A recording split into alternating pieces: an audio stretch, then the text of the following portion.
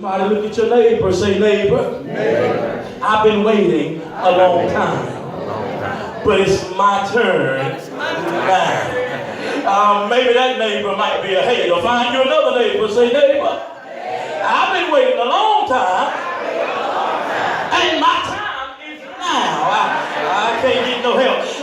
Find you one more neighbor. I know I'm breaking the law, but find you one more neighbor, say, neighbor, it's my time. I've been waiting and waiting and waiting, and finally, it's my time. You gotta let that settle in, let that marinate in your spirit for a moment, because there's somebody in this place that's been waiting for a move of God. There's somebody in this place that's been waiting for a paradigm shifting to take place.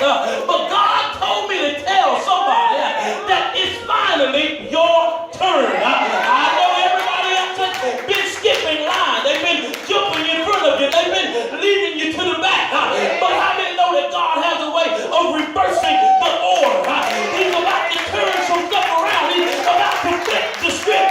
It's finally your turn. Somebody slap your neighbor by and say, it's my turn. It's my turn.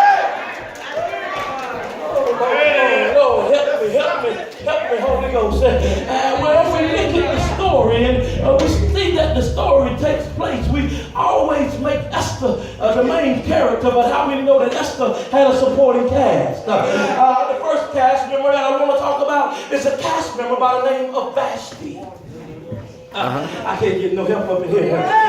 See, Vashti was before Esther was. I can't get no help up in here. Esther messed around and she hooked up with the king, but before Esther hooked up with the king, there was Vashti. That's right. I can't get no help up in here. But I dropped by to let somebody know that God is about to change some things. Watch this. Vashti was sitting around minding her own business, and the king had a party, and he was showing off because he was a bit narcissistic. How many know that power breeds narcissism? I can't get no help up in here. See, there's some folk up in here that think that it's all about them, simply because we've allowed them to be in positions of power. You're dealing with some people on your job that think they're Mr. and Mrs. Big Stuff simply because they're in a position of power. I can't get no help up in here. You're dealing with some people on a day-to-day basis that snook down their nose and look at you sideways simply because they're in a position of power. But how many know that we serve a God that's got all power in the palm of his hand? He's got the itty-bitty baby. He's even got the narcissist in the palm of his hand. I serve a God that is a manipulator. That means that he'll make people do what they normally wouldn't do. I can't get no help over here. How many know that there's some doors that's been opened in your life, and the door was opened by someone that really didn't want to open the door, but because God found favor upon your life, he made them open the door so you could walk in. I can't get no help over here.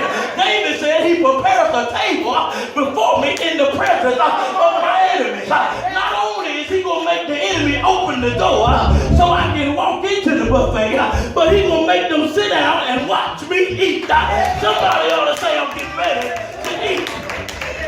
Lord have mercy.